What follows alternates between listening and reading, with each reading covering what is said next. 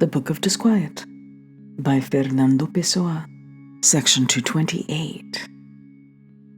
Everything is interconnected. My reading of classical authors, who never speak of sunsets, have made many sunsets intelligible to me in all their colors. There is a relationship between syntactical competence by which we distinguish the values of beings, sounds, and shapes, and the capacity to perceive when the blue of the sky is actually green, and how much yellow is in the blue-green of the sky. It comes down to the same thing, the capacity to distinguish and to discriminate. There is no enduring emotion without syntax. Immortality depends on the grammarians. Section 229. To read is to dream, guided by someone else's hand. To read carelessly and distractedly is to let go of that hand. To be only superficially learned is the best way to read well and be profound. How shoddy and contemptible life is. Note that for it to be shoddy and contemptible, all it takes is you not wanting it. It being given to you anyway, and nothing about it depending on your will, or even on your illusion of your will. To die is to become completely other. That's why suicide is a cowardice. It's to surrender ourselves completely to life. 230. Art is a substitute for acting or living. If life is the willful expression of emotion, art is the intellectual expression of that same emotion. Whatever we don't have, don't attempt, or don't achieve, can be possessed through dreams. And these are what we use to make art. At other times, our emotion is so strong that, although reduced to action, this action doesn't completely satisfy it. The leftover emotion, unexpressed in life, is used to produce the work of art. There are thus two types of artist: the one who expresses what he doesn't have, and the one who expresses the surplus of what he did have. Section 231. One of the soul's greatest tragedies is to execute a work and then realize once it's finished that it's not any good.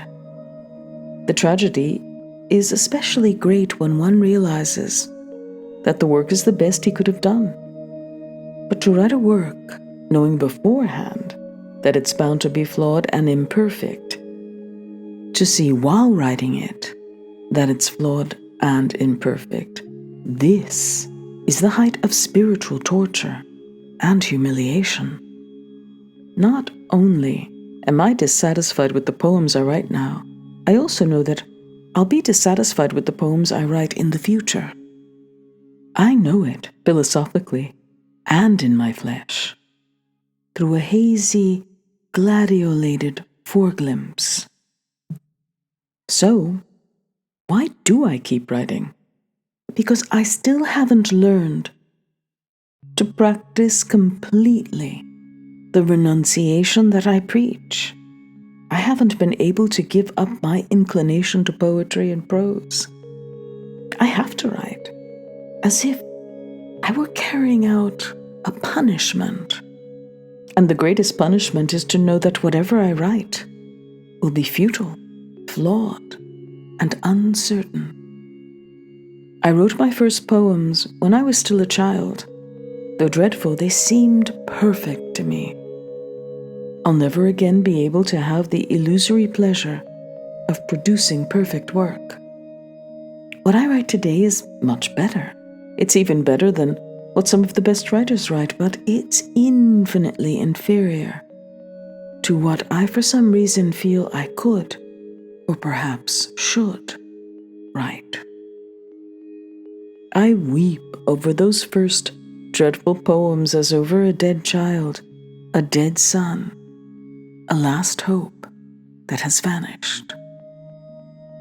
Section 232. The more we live, the more convinced we become of two truths that contradict each other. The first is that next to the reality of life, all the fictions of literature and art pale. It's true that they give us a nobler pleasure than what we get from life, but they're like dreams, which, though offering us feelings not felt in life and joining together forms that never meet in life, are nonetheless dreams that dissipate when we wake up, leaving no memories or nostalgia with which we could later live a second life. The other truth is that since every noble soul desires to live life in its entirety, experiencing all things, all places, and all feelings, and since this is objectively impossible, the only way for a noble soul to live life is subjectively. Only by denying life can it be lived in its totality. These two truths are mutually exclusive. The wise man won't try to reconcile them, nor will he dismiss one or the other. But he will have to follow one or the other, yearning at times for the one he didn't choose, or he'll dismiss them both, rising above himself in a personal nirvana.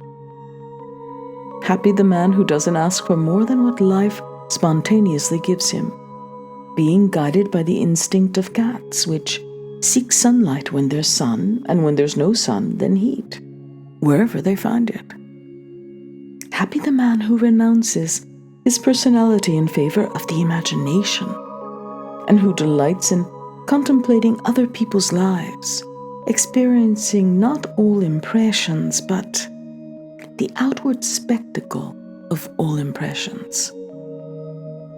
And finally, happy the man who renounces everything, who has nothing that can be taken from him, nothing that can be diminished. The rustic, the reader of novels, the pure ascetic, these three are happy in life, for these three types of men all renounce their personalities. One because he lives by instinct, which is impersonal. Another because he lives by the imagination, which is forgetting.